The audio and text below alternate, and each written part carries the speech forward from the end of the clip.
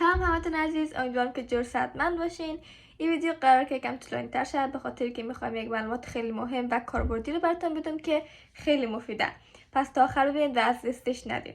من خالی پیجم زیاد راجع به مکتبم میگم در کانادا، مثلا تفاوتش با افغانستان میگم یا اینکه ولاگ میگیرم اینا. و خب بعضیا در کامنت ها و مسیج ها مثلا میگن که چرا اینا رو میذاری، دختر افغانستان که مکتب نمیره اینا چی به درد میخوره اینا.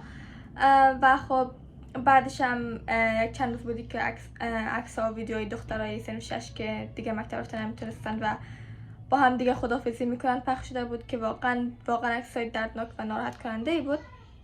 بعد من از کنار دیدم واقعا ناراحت شدم و با خودم گفتم که این رقمی هم نمیشه که مثلا بگن که این دختر آلگی مکتب رفتن نمیتونه دیگه هیچ کاری به خاطرش نکنن، هیچ پروگرامی نباشه و همونطوری اونا رو الا کننده یک گوشه.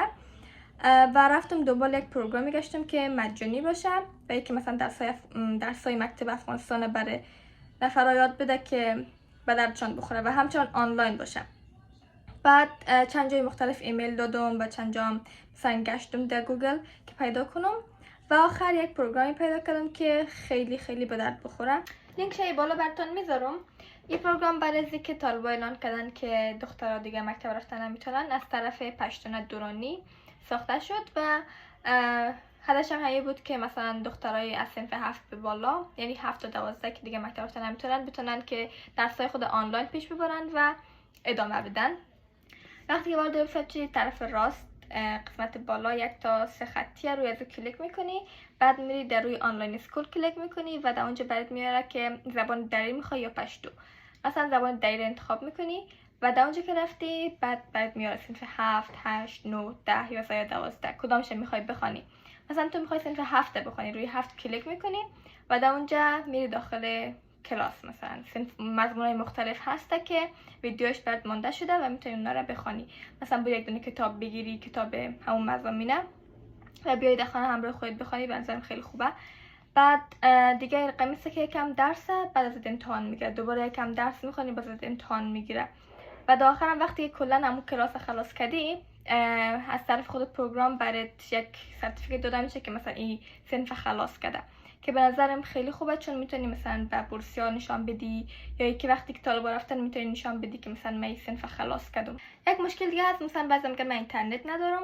اگه اینترنت مثلا دارین، الان که این ویدیو رو دارین میبینین، به نظر من که اینترنتتون خیلی خوبه، میتونین مثلا به جایی که 2 ساعت در اینستاگرام ویدیو ببینین مثلا فقط 10 دقیقه ببینین، دیگراشو برین درستون بخونین.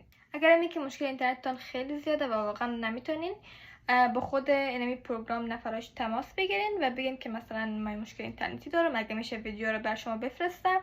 یا اینکه من یک بار سوال کردم مثلا خودش چیکار بکنن، گفته که داخل رادیو هم پخش میکنه درس‌ها رو. دقیقا نمیدونم چی رقمی است، برندشون بپرسین مثلا کدام شبکه کدام صنفای کی شروع میشه و اینا. دقیق باید معلومات کنین خودتون اگه مشکل اینترنت دارین و بعدش درستون شروع بکنید. خواهشی که من از همه شما دارم این است که با لایک و شیر کردن این ویدیو یک کار بکنین که این ویدیو به دست و دختر برسه که بهش نیاز داره و به این نیاز داره که بفهمه تنها نیست. ببینین این پروگرام هست یا خیلی پروگرام‌های دیگه هستن که به خاطر پیشرفت و درس خواندن شما به شما کمک میکنه. فقط نیاز این است که شما او رو پیدا بکنید. من دنبالش میگردم و اگه پیدا شد حتما براتون میمانم و شما اگه پیدا کردین بذارین که دخترای بیشتری که امید خودن از استفاده بکنن. در آخر میخوایم براتون بگم که هیچ وقت از امید بر ندارین، همیشه تلاش بکنین، درستون قشنگ بخونین، روی انگلیسی مخصوصا خیلی زیاد کار بکنین و با امید روزی که صلح افغانستان برگردم تا اون روز ما باید تلاش بکنیم و دست از پیشرفت بر نداریم.